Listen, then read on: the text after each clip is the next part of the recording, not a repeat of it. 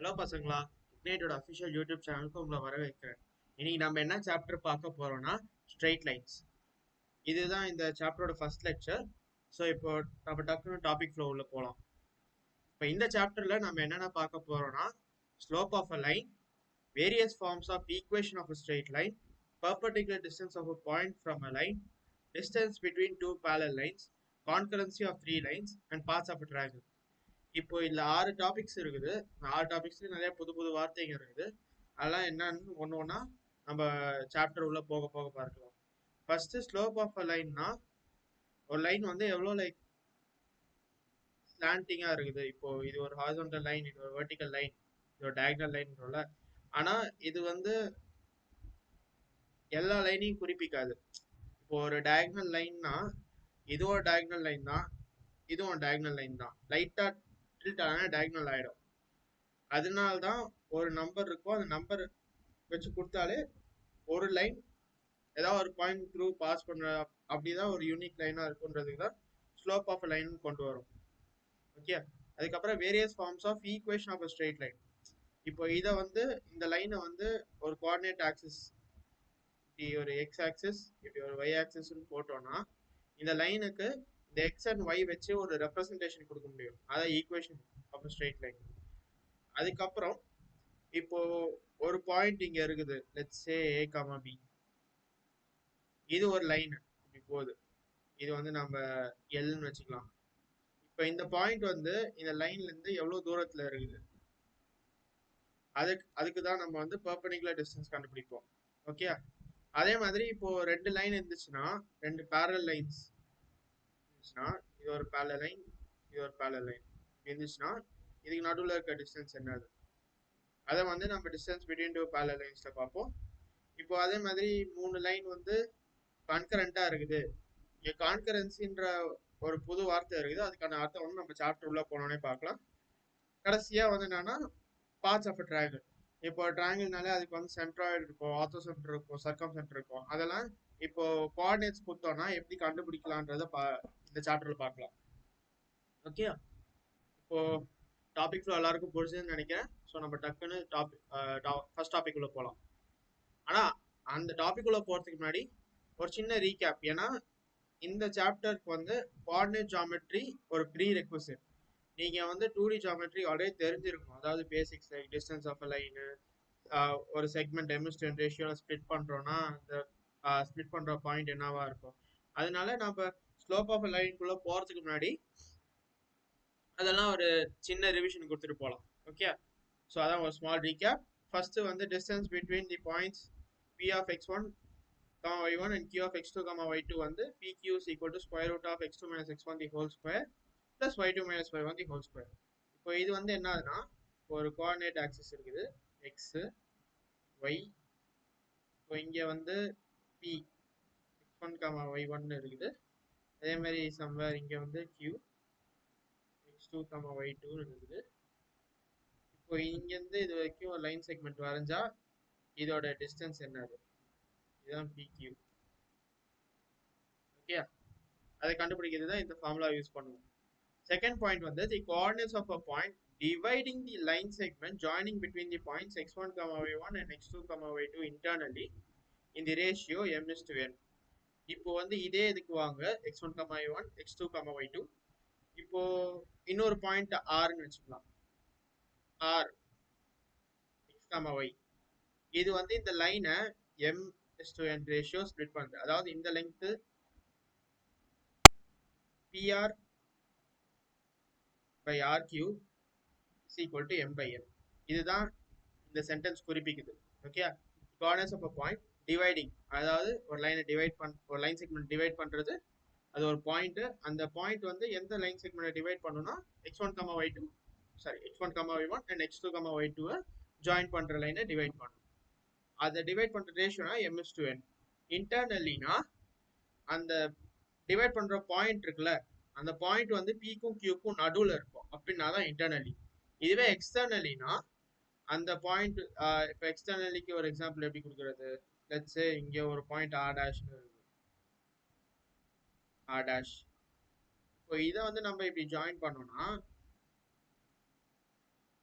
இந்த r வந்து pq விட்டு வெளியில இருக்குல்ல, அதனால என்னன்னா இதுல இந்த r dash வந்து a point which is dividing the line segment pq in a ratio externally. Okay, so இப்போ இன்டர்னலிக்கும் எக்ஸ்டர்னலிக்கும் உங்களுக்கு வித்தியாசம் புரிஞ்சுதுன்னு நினைக்கிறேன். அதனால இப்போ ஒருவேளை அந்த பாயிண்ட் வந்து internally mx2 ratio internally divide ஆகுதுன்னா இதுதான் formula mx2 plus nx1 by m plus n, my2 plus ny1 by m plus n. இப்போ இதுவே எக்ஸ்டர்னலினா அதே ஃபார்முலா வந்து எப்படி மாறும்னா மிடில் ஒரு மைனஸ் வந்துடும், mx2 minus nx1 by m minus n, my2 minus ny1 by m minus n. Okay, உங்களுக்கு இன்டர்னலினா எப்படி split ஆகும், எக்ஸ்டர்னலினா எப்படி அந்த பாயிண்ட் இருக்கும்ன்றது இப்போ புரிஞ்சிருக்கும்னு நினைக்கிறேன்.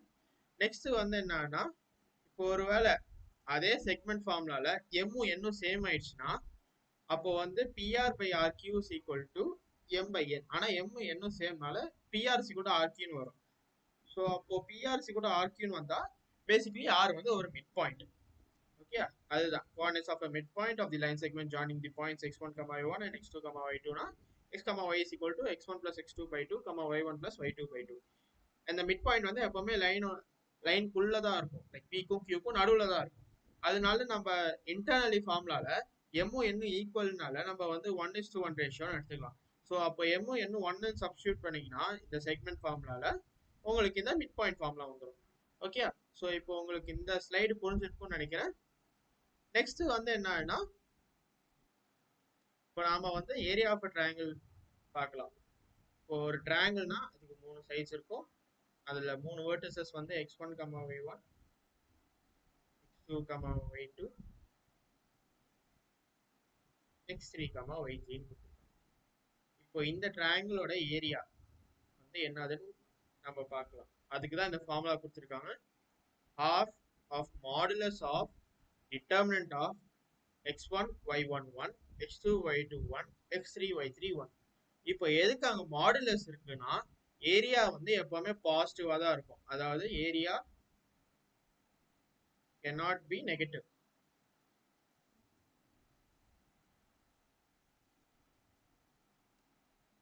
அதனாலதான் வெளியில ஒரு மாடுலஸ் கொடுத்துருக்காங்க.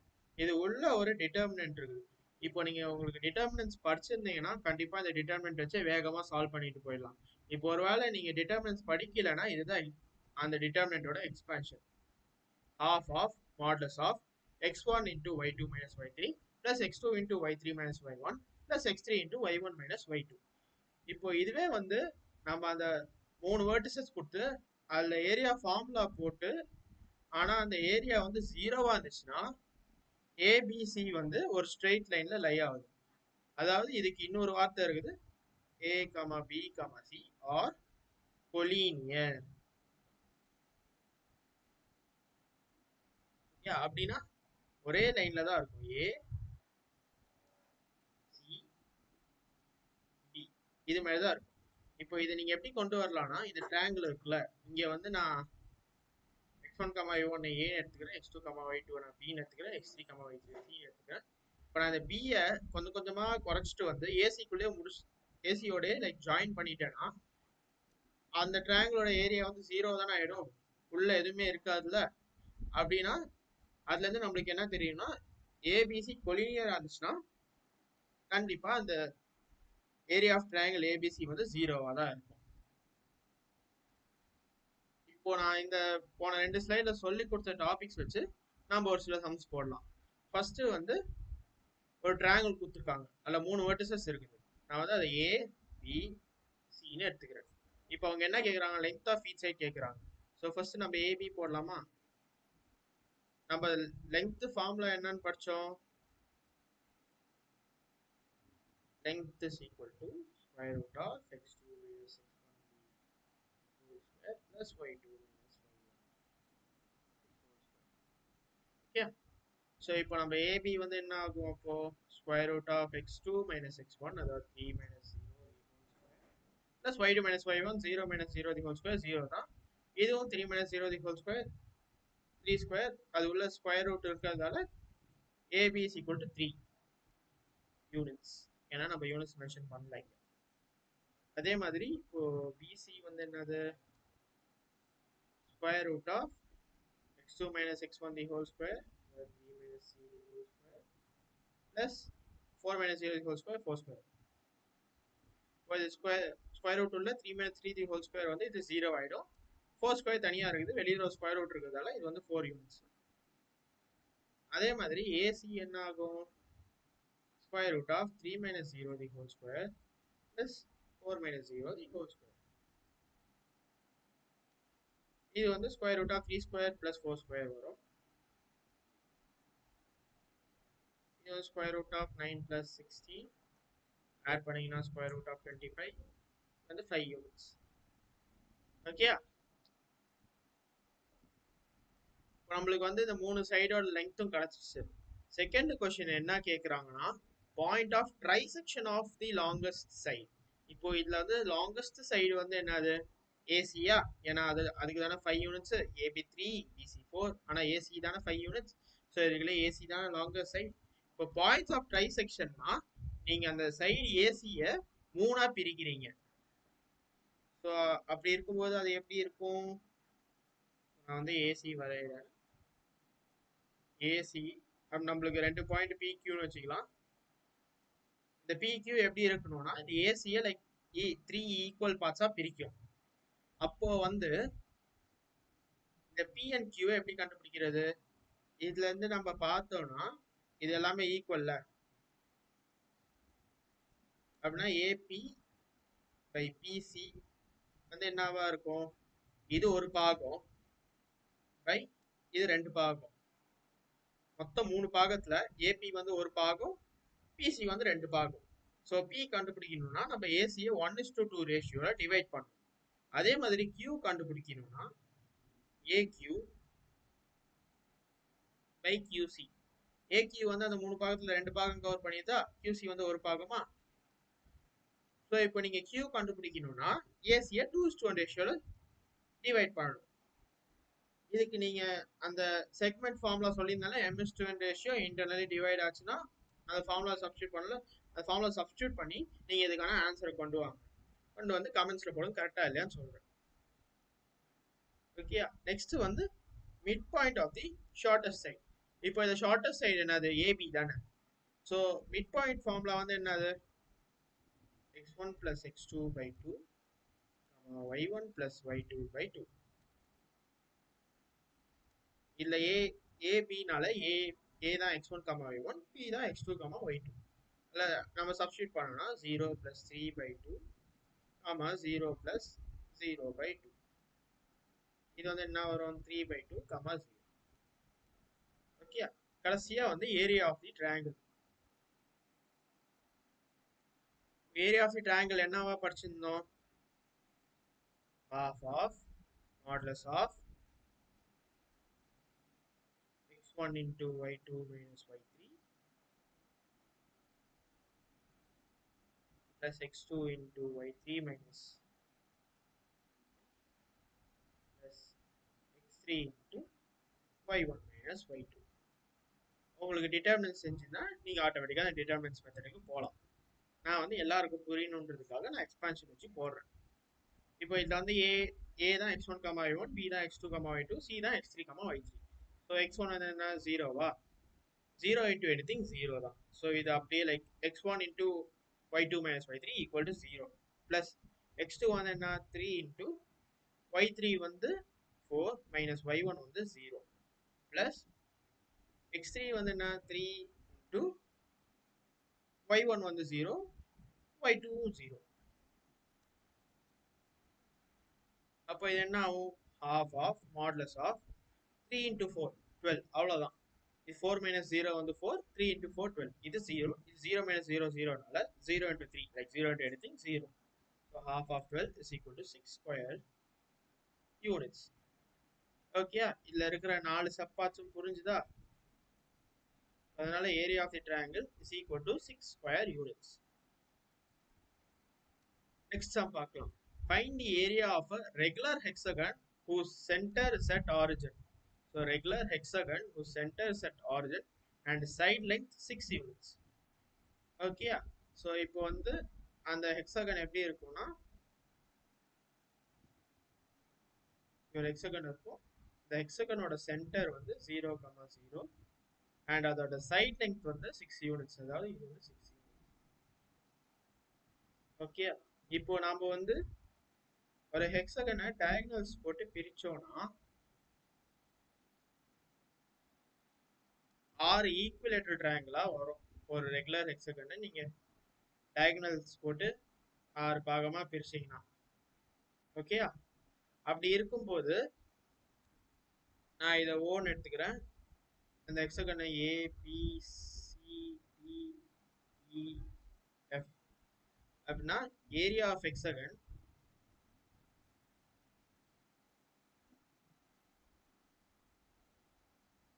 equal to 6 into area of triangle OAB or OBC or OCD or ODE or OEF or OFA. ஏதாவது ஒரு ட்ரையாங்கிள் எடுத்துக்கலாம். ஏன்னா 6 ட்ரையாங்கிளுமே ஈக்குவலேட்டர் ட்ரையாங்கிள்ஸ், ஆறுமே ஒரே மாதிரி தான் இருக்கும். Off side length 6 units.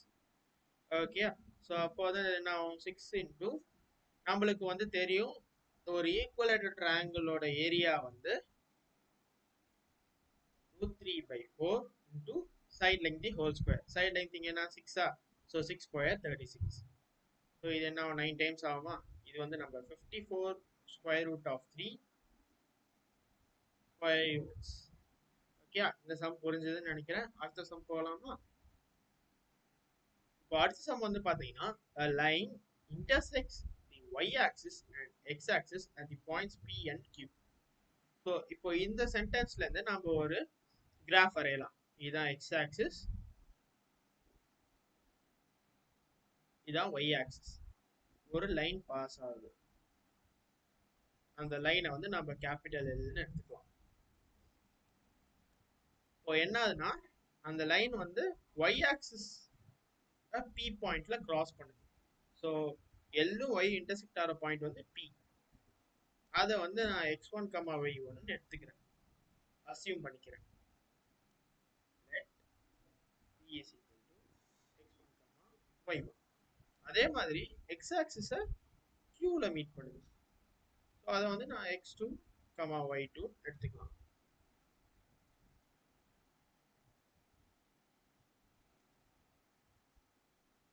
அப்படி இருந்துச்சுன்னா அவங்க என்ன கொடுத்துருக்காங்கன்னா if 2, -5 இப்போ வந்து 2, -5 ஒரு மிட் பாயிண்ட்னு கொடுத்துருக்காங்க. அப்படி இருக்கும்போது மிட் பாயிண்ட் வந்து 4th குவாட்ரண்ட்ல இருக்கிறதால இந்த டயக்ராம் வந்து லைட்டா சேஞ்ச் ஆகும். நான் வந்து மிட் பாயிண்ட் 1st குவாட்ரண்ட்ல இருக்குன்னு நினைச்சிட்டேன். இந்த டயக்ராம் எப்படி மாறும்,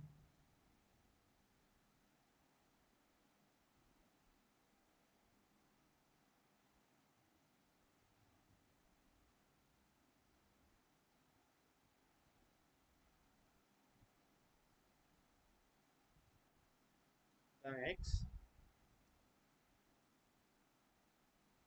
y லைன் வந்து இப்படி போகும். நான் p நான் x1, y1 எடுத்துக்கிறேன்.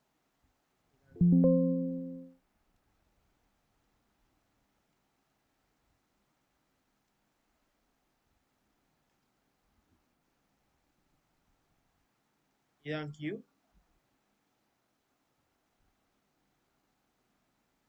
இதான் q. நான் x2, y2 எடுத்துக்கிறேன். மிட் பாயிண்ட் வந்து என்னன்னு கொடுத்துருக்கானோ 2, -5 அப்படின்னா 2, -5 is equal to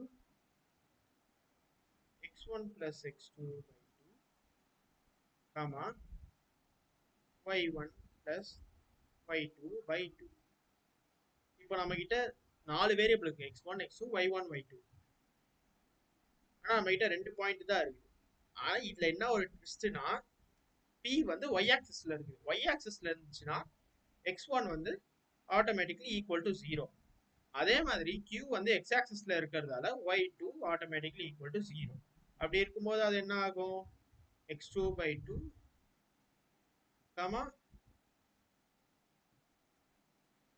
y1 by 2 மாறுமா. அதனால என்ன ஆகும்? x2 is equal to 2 times 2 4, y1 வந்து 2 into minus 5 minus 10.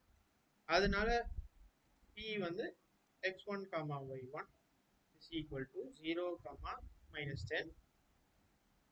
q வந்து x2 comma y2,